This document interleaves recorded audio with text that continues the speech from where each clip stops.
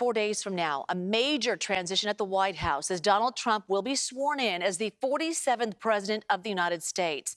There is already tight security in Washington, D.C. Heavy-duty fences are up at the National Mall and the Capitol, where Trump will take the oath of office in front of hundreds of thousands of people. The U.S. Secret Service has been doing dry runs at its training facility, practicing worst-case scenarios that could happen during the inauguration parade. And in the air, the Energy Department doing air surveys looking for any threats like dirty bombs. Security top of mind. 25,000 law enforcement and military members will be on site Inauguration Day. Once Trump takes office, he's expected to get right to work on his campaign promises, some of which could have big impacts right here in California. He promised to unleash American energy by maximizing U.S. oil and gas production. And Makovec takes a look at how this directive could set California up for a battle over offshore drilling.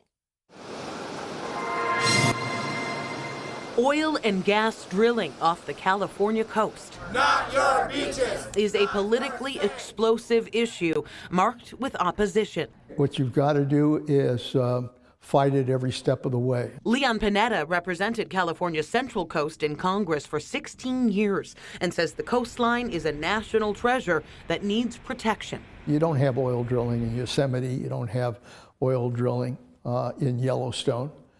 And frankly, we shouldn't have oil drilling off the California coast. After Ronald Reagan took office in 1981, his Interior Secretary, James Watt, announced plans to sell oil and gas rights off the California coast to the highest bidder. The plan failed due to widespread opposition. It also mobilized a bipartisan effort under Panetta to create the Monterey Bay National Marine Sanctuary, where oil drilling is forbidden.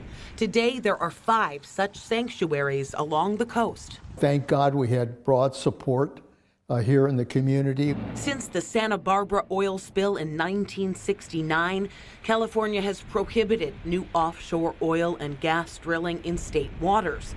3 miles off the coast in federal waters, President Biden just took action to ban any new offshore drilling. That said, we will frack, and drill, baby, drill.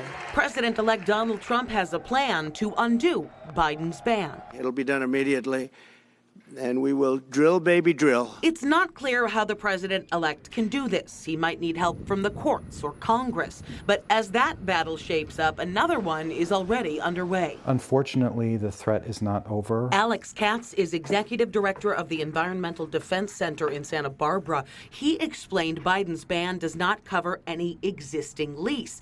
And in federal waters just north of Santa Barbara, 3 offshore oil platforms just cleared a major hurdle to come back online. Now this company is trying to restart these platforms, which would significantly increase fossil fuel production in California, a state that's supposed to be leading the rest of the country on climate change. Heritage, harmony. The platforms are part of what's called the Santa Ynez unit.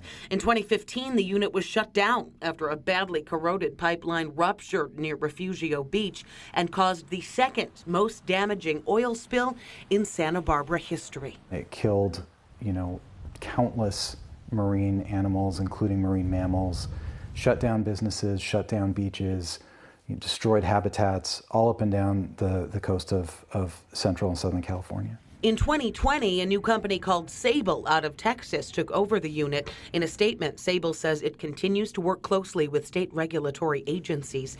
It just received a waiver from the state fire marshal regarding its pipeline and says the unit will produce 1 million barrels of crude oil a month. Drill, baby, drill. As for Trump, he wants to accelerate drilling in federal waters and lands and speed up lease sales. But some environmentalists are counting on regulatory roadblocks. This process of itself of opening up new oil drilling platforms is very lengthy, time-consuming. Katie Thompson is executive director for Save Our Shores in Santa Cruz. She says every year California's coast, the tourism, fishing, and shipping contributes roughly $46 billion to the state's economy. When we think about economy, we just need to shift our perspective away from fossil fuels and more forward-thinking, more thinking about the sustainable economy. And with a coastal state like California, that depends on the health of the coasts and the marine life. As California dives into the second presidency of Donald Trump. The California Natural Resources Agency told CBS News Bay Area that many state agencies oversee Sable's attempt to restart pipelines, and they would need to approve a number of actions before the unit comes online.